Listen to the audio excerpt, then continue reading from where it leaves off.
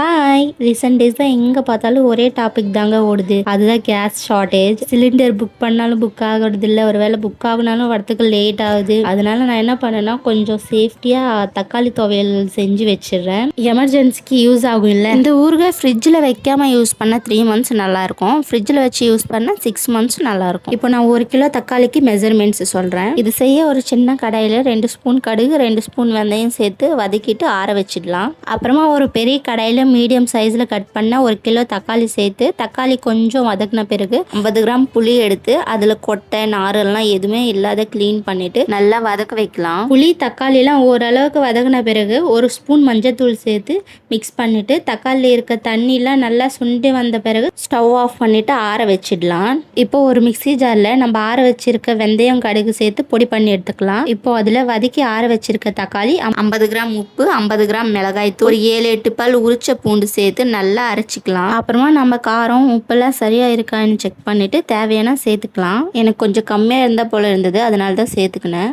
அப்புறமா ஒரு கடாயில் எண்ணெய் சேர்த்துக்கலாம். எண்ணெய் அதிகமாக சேர்த்தா ஊறுகாய் சீக்கிரமாக கெட்டு போகாமல் இருக்கும். ஆயிலில் 2 ஸ்பூன் கடுகு, 6-7 பல் நச்ச பூண்டு, 3 கொத்து கருவேப்பிலை, 4 காஞ்சி மிளகாய் கிள்ளி சேர்த்து தழைச்சிட்டு அரைச்சி வச்சிருக்க ஊறுகாய் சேர்த்துட்டு நல்லா மிக்ஸ் பண்ணிடுங்க. ஊறுகாயிலிருந்து ஆயில் பிரிஞ்சு வர வரைக்கும் நல்லா மிக்ஸ் பண்ணினே இருக்கணும். ஊறுகாயிலிருந்து ஆயில் பிரிஞ்சு வந்த பிறகு ஸ்டவ் ஆஃப் பண்ணிட்டு நல்லா ஆற விட்டுடலாம். அப்புறமா ஒரு ஏர் டைட் கண்டெய்னரில் சேர்த்து ஸ்டோர் பண்ணிக்கோங்க. பாய்.